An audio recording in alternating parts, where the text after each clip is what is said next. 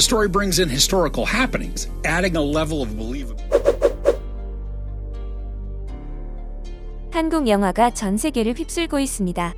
올해 첫 1,000만 관객 돌파 기록을 세운 한국 영화 파묘가 국내를 넘어 전 세계에서 흥행을 이어가고 있는데요. 파묘는 국내 관객 수 1,191만 명을 동원하며 올해 최고 흥행작에 오른 작품입니다. 영화는 거액의 돈을 받고 수상한 묘를 이장한 풍수사, 장의사, 무속인들에게 벌어지는 기이한 사건을 담고 있습니다. KO 컬트 장인이라 불리는 장재현 감독의 독보적인 연출력과 최민식, 김고은, 유해진, 이도현 등 배우들의 신들린 듯한 열연으로 해외 관객들마저 단단히 홀려버렸는데요. 개봉 전부터 미국, 영국, 호주, 뉴질랜드 등 전 세계 133개국에 판매되며 큰 반응을 얻었습니다. 이미 2월 세계 최고 권위의 베를린 국제영화제에서 뜨거운 호평을 얻은 파묘는 전 세계에서 흥행 신드롬을 이루어냈고 지난주 넷플릭스에도 공개돼 1위를 이어가고 있는데요.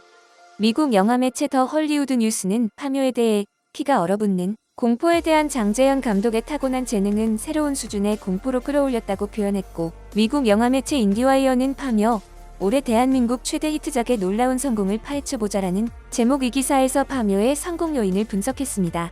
매체는 장재현 감독이 봉준호 감독만큼 유명하지는 않았지만 의외의 성공으로 이제 장재현 감독의 상황이 바뀔 것이라면서 그의 데뷔작인 2015년 검은 사제들과 그의 작품 세계에 대해 설명합니다. 인디와이어는 파묘에 담긴 일제강점기 역사에 대해서 자세하게 설명하면서 영화가 흥행할 수밖에 없다고 전했습니다. 공포는 배경이 되는 세계가 더 현실적으로 느껴질 때 더욱더 증폭되기 때문에 한국 특유의 역사적 영향을 파헤치는 파묘는 역사에 기반한 믿을 수 있는 공포를 전달하기에 더욱 새로운 측면에서 해외 관객들을 사로잡을 수 있었다는 겁니다. 영화를 본 관객들은 이 영화에는 대략 20가지 반전이 있습니다. 갈수록 심각하게 더 불안을 느끼게 됩니다. 최민식의 캐스팅만으로도 영화의 분위기가 이미 정해졌습니다. 이제 진부한 헐리우드 영화는 볼 수 없게 되어버렸습니다. 오늘 보고 왔습니다. 그런데 다시 보러 갈 겁니다. 한국 역사를 잘 몰라서 놓친 게 많아요. 한국 역사를 모르는 사람들은 영화를 보기 전에 그것에 대해 알고 영화의 150%를 얻기 바랍니다. 2024년 최고의 작품입니다. 영화를 보는 내내 소름이 끼쳤습니다. 스포일러를 주고 싶진 않지만 한국에 대한 일본의 잔혹 행위를 기반으로 합니다. 최말뚝에 대한 이야기입니다. 여러분을 깊은 한국 문화로 안내할 겁니다. 최말뚝 이야기에 대해 역사를 다시 찾아보려 합니다. 한 번 봐선 모르는 영화다. 2번 봐야 지나쳤던 것이 눈에 들어오기 시작한다. 등골이 오싹하고 소름 돋고 정말 무섭습니다. 이 영화가 역사에서 탄생했다는 것이 가장 우릴 두렵게 만듭니다. 이 4배우의 연기력이 모두 한 영화에 담겨 있다면 기다릴 필요가 없습니다. 역사를 공부시키는 영화입니다라며 극찬이 쏟아지고 있습니다. 일제가 한반도의 전기를 끊기 위해 쇠말뚝을 박았다는 이야기는 사실, 실체가 불분명한 일입니다. 하지만 장재현 감독은 그 이야기를 영화 속으로 가지고 왔습니다. 파묘에서는 장의사 고영근과 풍수사 김상덕이 일제 단맥서를 두고 논쟁을 벌입니다. 쇠말뚝은 토지 측량용이며 99%가 가짜라고 하는 주인공. 장재현 감독은 여기에서 의문을 남깁니다. 그럼 1%는? 그는 사실 자신도 쇠말뚝이 있는지 없는지 모르고 사실인지 아닌지도 모른다고 합니다. 그래서 그럼 1%는 이라는 대사를 넣었다는 것이죠. 영화 속에서 실제 쇠말뚝이 발견되지 않는 것도 그 이유 때문이라고 합니다. 하지만 관객들은 이제 이 영화를 통해 일제 단맥서를 표면으로 들고 나왔습니다. 악명 높았던 조선 총독부가 조선의 인재가 태어나지 않도록 하기 위해 명당 기맥을 쇠말뚝으로 끊으려 했다는 이야기입니다. 일제는 한국인 가운데 영리하게 밝은 13명을 선정해 이른바 13인 위원회라는 것을 조직했고, 한반도의 명당, 즉 뛰어난 인물이 태어날 만한 장소를 물색해 금액을 끊는 것에 집중했습니다. 그리고 천하의 으뜸가는 명당 자리로 인정받던 서울 중심에, 그것도 왕이 신하의 아련과 할애를 받던 긍정전 앞을 가로막는 형태로 조선 총독부 건물을 세웠습니다. 그러면서도 일제는 강점기 동안 전통적 지리 사상을 미신으로 지부해 차단시켰습니다. 하지만 1980년대 들어 그 증거물이 발견됐습니다. 1985년 3월 오르내림 산악회는 북한산 백운대 정상에서 길이 45cm, 직경 2cm의 쇠말뚝 22개를 찾아 빼냈습니다. 당시 이 쇠말뚝에 대해 측량을 위한 삼각점 표시다, 단순한 방위 표시다라며 다양한 의견이 쏟아졌습니다. 하지만 어떠한 이유로든 모든 쇠말뚝이 불규칙하게 박혀있던 알 수 없는 현상에 대해서는 설명되지 않았습니다. 사실상 일제의 풍수 침략 사례는 하루 이틀에 도저히 다룰 수 없을 정도로 광범위하고 다양합니다. 해외 네티즌들은 커다란 쇠말뚝을 땅속 깊이 박아 명산이나 선산 지맥을 끊는 일에서부터 철도나 도로를 건설해 고의로 맥을 끊는 등 우리 국토 전반을 욕보이게 한 일본의 만행을 기억하게 되었습니다. 파묘에는 일본 요괴가 등장하는데 이와 맞서는 등장인물들은 실제 항일 독립운동가들의 이름을 그대로 사용합니다. 최민식이 맡은 상덕, 김고은이 맡은 활인, 유해진의 영근, 이도현의 봉길 등 모든 주요 인물들의 이름이 그렇습니다. 사찰 이름은 보국사, 스님 이름은 원봉, 장의사 이름은 의열 장의사입니다. 4명 주인공들의 옷색도 의미가 있습니다. 파란색 좌청룡과 검정색 북현무, 빨간색 남주작, 하얀색 우베코로 색을 정해 사방신의 의미를 표현했습니다. 그래서 영화를 보는 사람들은 그동안 몰랐던 한국 역사와 잘 알려지지 않았던 독립운동가에 대해서도 조금이나마 더 이해하게 됩니다. 영화 속에서 궁금했던 자료를 찾아낸 사람들은 SNS와 관련 커뮤니티에 공유하기도 합니다.